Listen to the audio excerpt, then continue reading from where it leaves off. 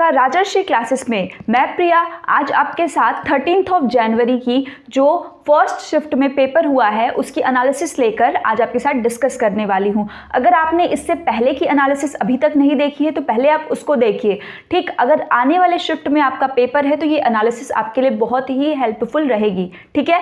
Last तक video में बने रहें। और हाँ, अगर आपने अभी तक चैनल को सब्सक्राइब नहीं किया है तो उसको सब्सक्राइब कर लें, बेल आइकन को दबा लें और वीडियो को अधिक से अधिक शेयर करें, ठीक है। तो जो ये आज का जो पेपर है, अगर इसके बारे में कहें तो ये मॉडरेट से इजी टू मॉडरेट के उसमें है, ठीक है। अब जो पेपर का लेवल है वो थोड़ा बहुत 2-4 क्वेश्चन तो आपके वैसे रहेंगे ही, उसके अलावा पेपर का ठीक था, ठीक। तो हम स्टार्ट करते हैं सीडीपी वाले पोर्शन से। तो देखिए, जो बाल विकास का है तो यहाँ से आपका सबसे पहले निपुण भारत, बार बार निपुण भारत के ऊपर क्वेश्चन आ रहे हैं। निपुण, परख, ये दृष्टि, ये सारे क्या हैं, निष्ठा, ये सारे के सारे क्या हैं, आपके एक इंपॉर्टेंट टर्मिनोलॉजी है। तो आप इसको सबसे पहले फुल फॉर्म के साथ क्या है आप इसको याद रखिए, ठीक है। निपुण भारत का अगर आपने अभी तक नहीं देखा है तो हमने अपने चैनल पे कराया हुआ है निपुण भारत के ऊपर, और जितने भी क्वेश्चंस हैं तो आप उनको एक बार प्लेलिस्ट से जाकर ज़रूर देखें, ठीक है। देखिए, निपुण भारत क्या है, national initiative of proficiency with understanding in reading and numeracy, ठीक है। तो ये क्या है कि सबसे पहले निपुण भारत किसके अंदर है, तो ये एक पार्ट है जो हमारा NPE 2020 है उसके अंदर, ये आपको याद रखना है। 3 से 9 वर्ष के बच्चों के लिए है और इसका गोल पीरियड, गोल एज कितने तक है, 26 to 27, मतलब 2026 से 2027 के बीच में, ठीक है। तो ये कुछ बेसिक रहा। उसके बाद आज के मैं कोहलबर्ग के लेवल से पूछा था, जो कि आपको पता है कि 3 लेवल और 6 स्टेजेस होते हैं कोहलबर्ग की थियरी में, ठीक है। प्याजे से क्वेश्चन आया था और वाइगॉस्की से आया था। प्याजे वाइगॉस्की से काफ़ी क्वेश्चंस आए थे, जिसमें एक आपका मेजर दोनों के बीच में जो डिफरेंस है कि भाई थॉट किसके अकॉर्डिंग पहले आता है, और लैंग्वेज, इससे पूछा था कि कौन किसके बारे में क्या राय रखता है। जैसे प्याजे कहते हैं कि पहले हमारा क्या आता है, विचार आता है, बट वाइगॉस्की किसको ज़्यादा महत्व देते हैं, लैंग्वेज को महत्व देते हैं।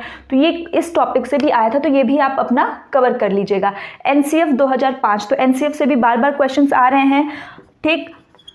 अगर आपने NCF की कंप्लीट वीडियो नहीं देखी है तो हमारे चैनल के प्लेलिस्ट पे है, आप वहाँ से जाकर के NCF की कंप्लीट वीडियो देख सकते हैं। जेंडर भी कराया हुआ है, जेंडर आप जाकर देख लीजिए। जेंडर जो है क्या है, आपका सोशल कंस्ट्रक्ट है, वाइल अगर आपको सेक्स कहेगा तो वो आपका बायोलॉजिकल कंस्ट्रक्ट है।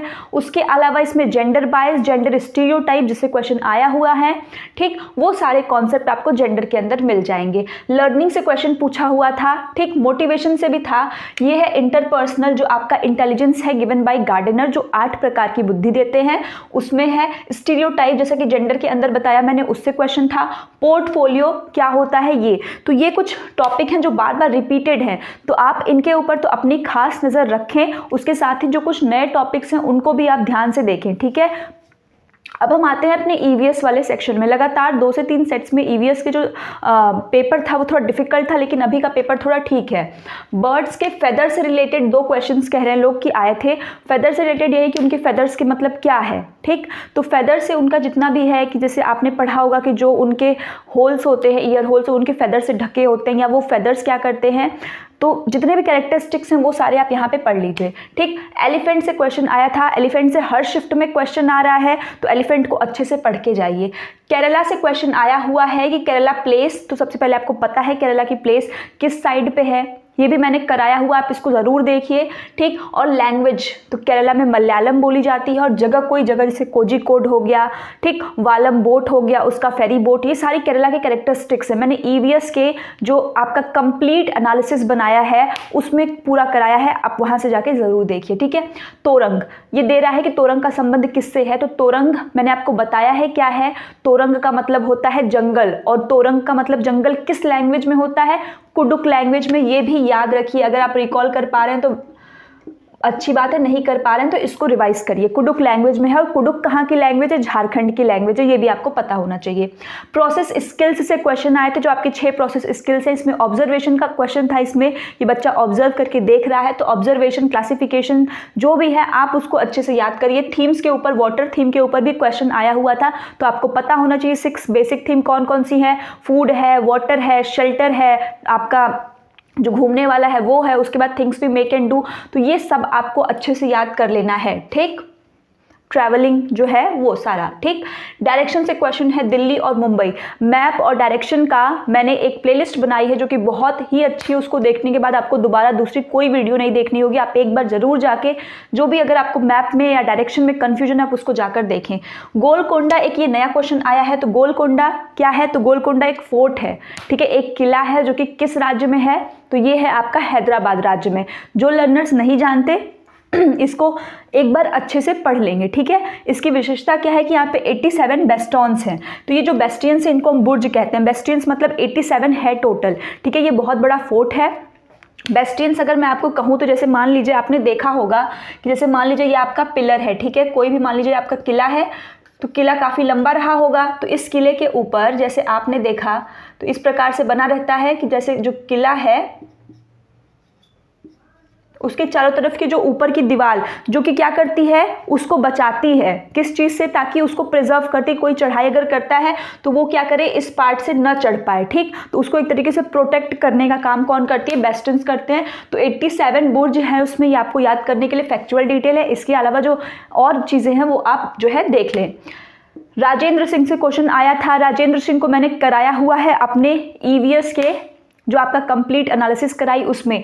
राजेंद्र सिंह बेसिकली राजस्थान से थे जिन्होंने वाटर को कंजर्व करने के लिए मूवमेंट चलाए थे। भरत संघ इनका था, तरुण भरत संघ जी, तरुण भरत संघ इनका जो था। वाटर इनको मैन भी कहते हैं, ठीक, वाटर मैन कहते हैं। उसके अलावा इनको मैग्सेसे पुरस्कार से सम्मानित भी किया जा चुका है, ठीक।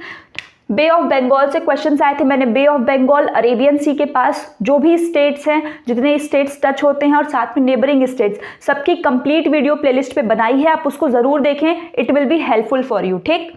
उसके बाद हाउसेस, कश्मीर में शिकारा घूमने के लिए हम कैसे हाउसेस का यूज़ करते हैं, मैंने एक पर्टिकुलर वीडियो बनाया है, किस प्रकार कहाँ किस तरह का घर है, उसको ज़रूर देख कर जाए आप। मनाली से भी एक क्वेश्चन आया था। उसके बाद अमृता बिश्नोई, खेजड़ी विलेज की जो कहानी है, अमृता बिश्नोई जो थी ये किससे संबंधित थी, ये पूछा था। मलेरिया से लगातार क्वेश्चन आ रहा है, क्या सिम्टम्स हैं, उसके बाद इसकी खोज रोनाल्ड रॉस ने की, ठीक। किसकी वजह से होता है? सिंगल सेल्ड प्लाज्मोडियम की वजह से होता है, फीमेल एनोफिलीज मच्छरी जो होती है। अनीमिया का क्वेश्चन बार बार आ रहा है कि ये क्या है, खून की कमी को ही हम एनीमिया कहते हैं। और इसमें हमको आयरन रिच वेजिटेबल्स जो हमको खाना है वो क्या क्या है? ग्रीन लीफी वेजिटेबल, जो जिसको हमने गज से याद किया था, GA से, कि हमारे पास आयरन रिच कौन से हैं? ग्रीन लीफी वेजिटेबल्स, A से आंवला, J से जैगरी, गुड़, ठीक। ये 3 चीज़ें खाएंगे तो हम जो है आयरन उसमें कंटेंट बहुत ज़्यादा होता है। ये आपका जो टॉपिक था, ये आपका टॉपिक था EVS का, ठीक। अब हम किस टॉपिक पे चलेंगे? मैथ्स के ऊपर। तो मैथ्स का तो जो सेक्शन है वो कहा जा रहा है कि मैथ्स का सेक्शन बहुत ही इजी आ रहा है, इजी मल्टीप्लिकेशन डिवीजन के साथ वो दे रहे हैं। पैटर्न वाले क्वेश्चन, कल भी एक पैटर्न वाला क्वेश्चन पूछा था, इसमें भी पूछा है। वैन हीले की थियरी आप मैथ में जरूर जरूर जरूर से पढ़कर जाए। तो वैन हीले की थियरी का नाम क्या है? अगर आप रिकॉल कर पा रहे हैं तो ठीक है, वरना इनकी थियरी का नाम क्या है? ज्योमेट्रिकल थिंकिंग, ठीक है।